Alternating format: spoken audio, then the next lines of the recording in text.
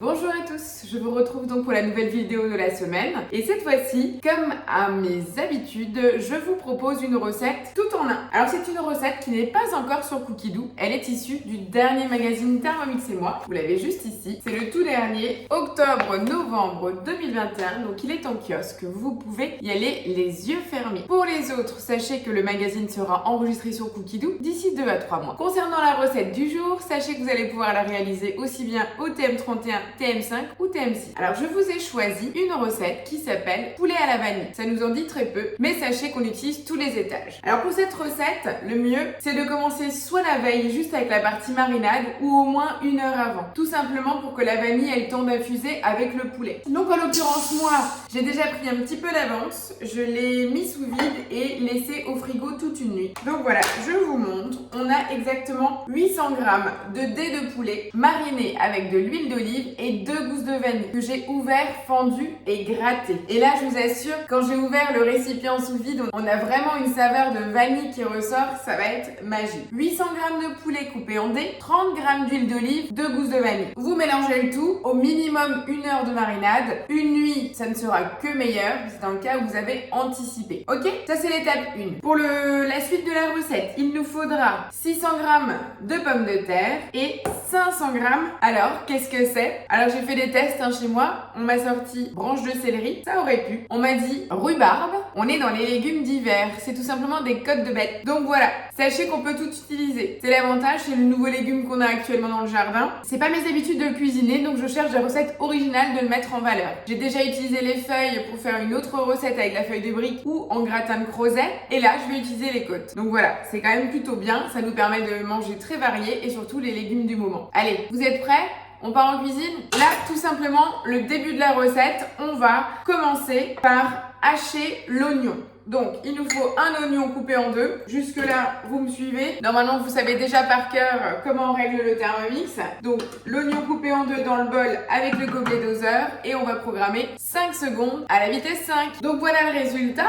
Et donc là, je retire le bol du socle et je vais racler généreusement les parois du bol. Après avoir réalisé cette étape, je vais tout simplement transvaser mon poulet, la vanille et l'huile d'olive. Pensez bien à récupérer la totalité de la marinade. Déjà, parce qu'on a l'huile et en plus pour le côté aromatique de la vanille. En tout cas, ça sent vraiment très très bon. Je ne regrette pas d'avoir été patiente et de l'avoir laissé mariner toute une nuit. Voilà, donc une fois qu'on a mis le poulet avec l'huile d'olive et la vanille de la marinade, je referme sans le gobelet doseur et je vais programmer 5 minutes, 120 degrés, sens inverse, vitesse mijotage. Voilà, il nous reste 50 secondes de cuisson, donc je vous rappelle, on est en train de faire revenir le poulet avec l'oignon, l'huile d'olive et la vanille. Je vous assure, le côté aromatique de la vanille est vraiment très très présent. J'ai vraiment hâte de pouvoir goûter la recette. Pendant ce temps-là, j'ai donc coupé mes 500 g de côtes de bled en petits tronçons dans mon varoma.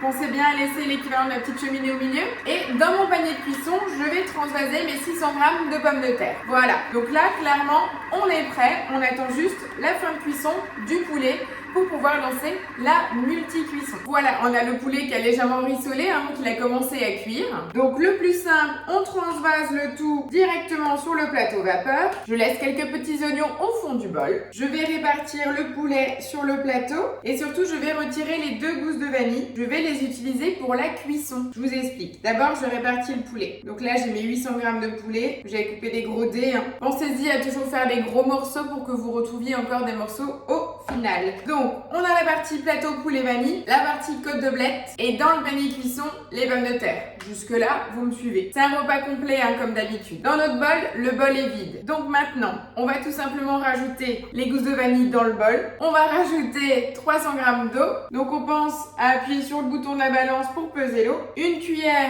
de bouillon. Donc c'est toujours mon bouillon de légumes maison. Et une cuillère à café de curcuma. Voilà, ça va être la base du bouillon. Donc toujours avec la vanille. Une fois qu'on a préparé ça, on va intégrer les pommes de terre, le couvercle sans gobelet doseur, mon varoma, avec bien entendu le couvercle. Et là, tout simplement, je vais aller programmer ma cuisson qui est tout simplement de 20 minutes, température varoma. On va mettre vitesse 1.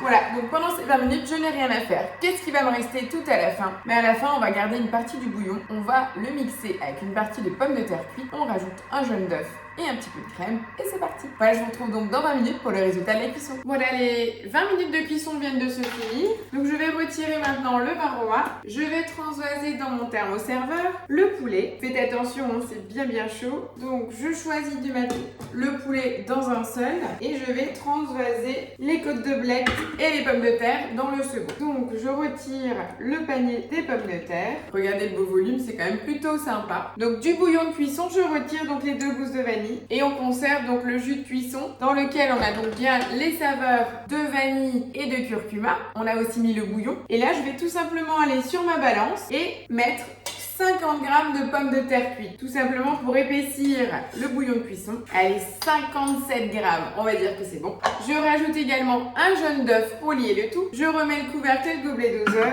et je vais tout simplement mixer pendant 20 secondes. Bien sûr, je ne chauffe plus, donc c'est 20 secondes vitesse 5 et je monte progressivement à la vitesse 10. Et là, on a donc notre magnifique sauce à la vanille qui va venir napper le poulet. Alors, vous l'aurez compris, hein, la cuillère de curcuma, c'était vraiment pour amplifier cette fameuse couleur jaune pour le poulet à la vanille. Donc voilà le résultat, poulet vanille et les côtes de blettes avec les pommes de terre. Et votre repas est prêt. Tout ça en moins d'une demi-heure avec des légumes, un féculent, le poulet à la vanille qui sent mais vraiment excellemment bon. Après, je trouve que cette recette est vraiment très sympa, colorée. J'attends vraiment avec impatience vos retours. Je vais encore vous faire une jolie présentation d'assiette. En tout cas, j'espère que cette recette va vous plaire et va vous donner envie de découvrir ce nouveau légume qu'il l'est pour moi. Voilà, la recette est donc terminée. Vous avez vu, la multi-cuisson, c'est vraiment quelque chose de super facile qui vous simplifie la vie au quotidien. J'attends vos retours en commentaire et aussi les petits pouces. N'oubliez pas de liker pour que la famille continue à s'agrandir. Je vous dis merci beaucoup, passez une belle semaine et à la semaine prochaine. Ciao, ciao!